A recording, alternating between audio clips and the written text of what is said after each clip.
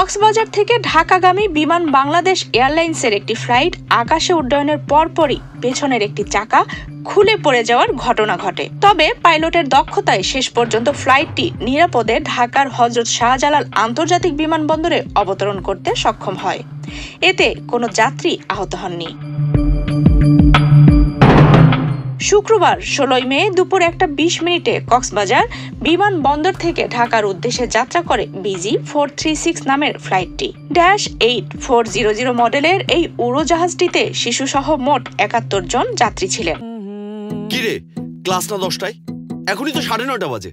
আরে মামা, দেশি ভাইবে পৌঁছে যাব অন টাইমে। মামা এভাবেই এক যুগ ধরে পাঠাও আপনার লাইফস্টাইলের প্রাউড অংশীদার। পাঠাও চলো দেশি ভাইবে চলবে 14 থেকে 31 মে পর্যন্ত। আকাশে ওড়ার কিছুক্ষণ পরেই পাইলট লক্ষ্য করেন বিমানের পেছনের একটি চাকা খুলে নিচে পড়ে গেছে। সঙ্গে সঙ্গে তিনি ঢাকার এয়ার ট্রাফিক কন্ট্রোলকে জরুরি বার্তা পাঠান এবং অবতরণের জন্য প্রয়োজনীয় প্রস্তুতি নিতে বলেন।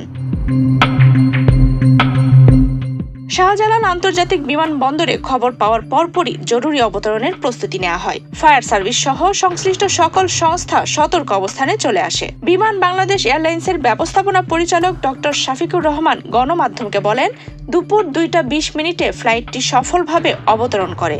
কোনো যাত্রী হতাহত হননি। আমরা সব ধরনের জরুরি প্রস্তুতি নিয়েছিলাম। তবে ক্যাপ্টেন বিল্লাল অসাধারণ দক্ষতার সঙ্গে বিমানটি নিরাপদে নামাতে সক্ষম হন।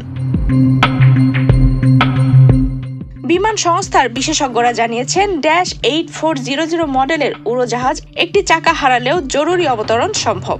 ঘটনার পর যাত্রীদের মধ্যে আতঙ্ক দেখা দিলেও নিরাপদ অবতরণের পর সকলেই স্বস্তি প্রকাশ করেছেন। বিমান কর্তৃপক্ষ জানিয়েছে, পুরো ঘটনা তদন্ত করে দেখা হবে এবং প্রয়োজনে অতিরিক্ত নিরাপত্তামূলক পদক্ষেপ নেওয়া হবে।